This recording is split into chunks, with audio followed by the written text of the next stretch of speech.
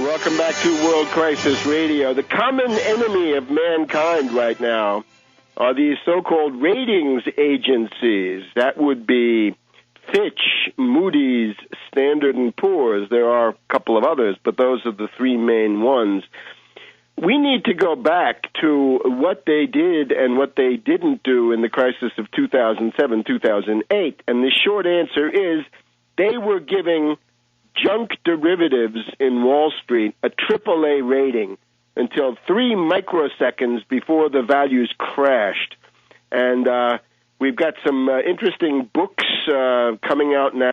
What they point out is that nobody in Wall Street has gotten a criminal indictment for anything in the 2007-2008 monstrosity. That means that there's essentially the idea that a financier, a finance oligarch, a hedge fund hyena, a financial parasite is above the law. In practice, they're above the law. Let's do something about that. Isn't there some ambitious state attorney general out there who has people in his state who were hurt by the malfeasance and nonfeasance of these rating agencies when they were labeling junk derivatives, toxic derivatives?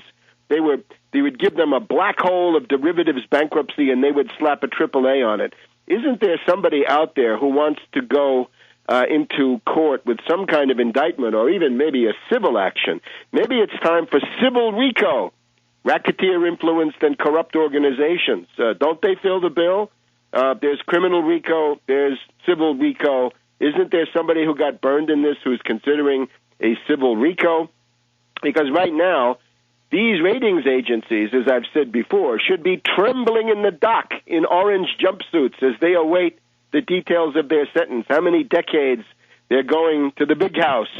But instead, they're sitting there and pontificating about the profligacy of the national governments. They're judging the nation states. And this gets down to one of the strategic propositions of this entire historical period. Either the nation states will put the entire speculative apparatus into bankruptcy and liquidation and shut down the ratings agencies and the entire subculture of media corruption that goes together with these financiers.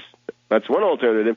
Or the zombie banks and the hedge fund hyenas will bankrupt and destroy the national states, in which case we'll have a fall back into neo-feudalism, and the neo-feudalists are on the march. Just this past week, Ireland is attacked by Moody's. Moody's now says Irish bonds are junk bonds.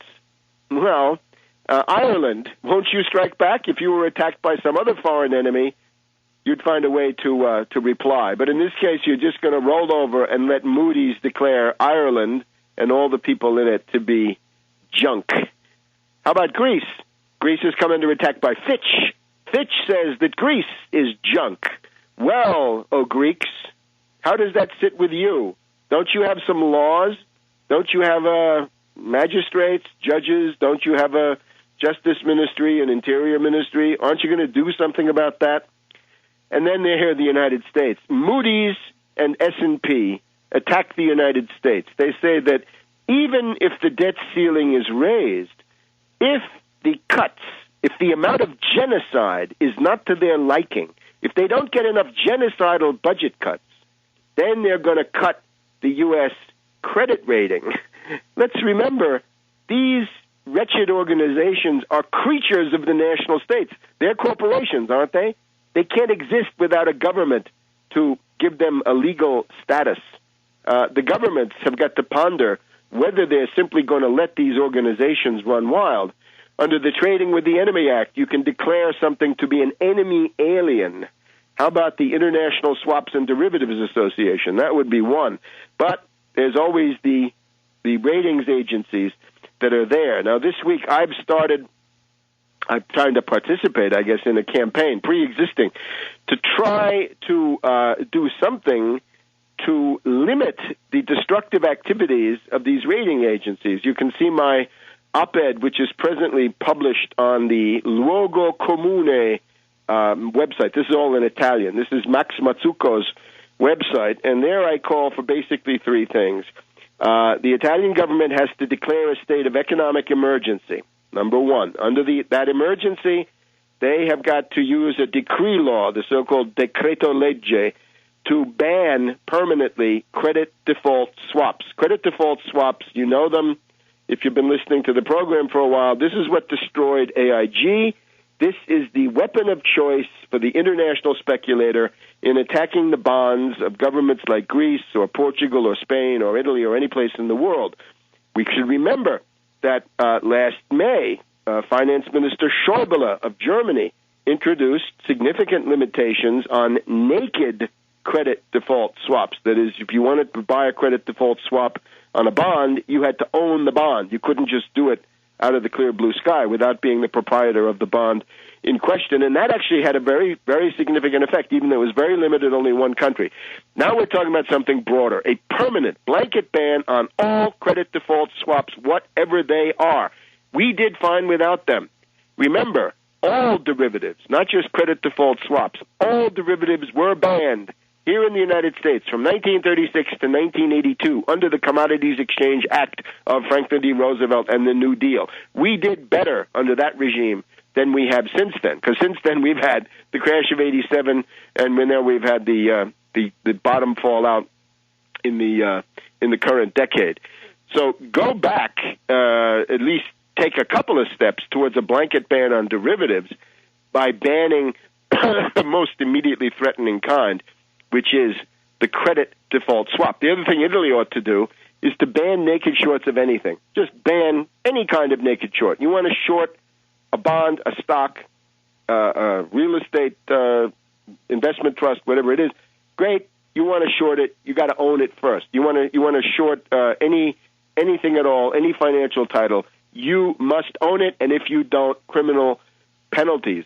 And then the third is, don't the magistrates in Italy have a reputation for being proactive? Don't those magistrates over there, the ones that fought the Red Brigades and tried to defeat terrorism, they're now dealing with financial terrorism. And that means if there are officers of these ratings agencies, don't you want to send the Guardia di Finanza, the finance guards, to go in there and see if there's any evidence that they're taking part in an international conspiracy against Italian bonds and so forth, because there's heavy evidence that they are. And that goes back to lots of things in the public domain. Take a look at Tarpley.net. Remember, the Wall Street Journal, of all people, published the story of that idea dinner at Moness, Crespi, and Hart back in February of 2010, when the big word was from Soros Fund Management and from Greenlight Capital and the rest of them, that there was this opportunity vis-a-vis the European bonds, and that it was going to be a big crisis. So national governments must react, or they will be steamrollered and destroyed. We'll be back in a minute.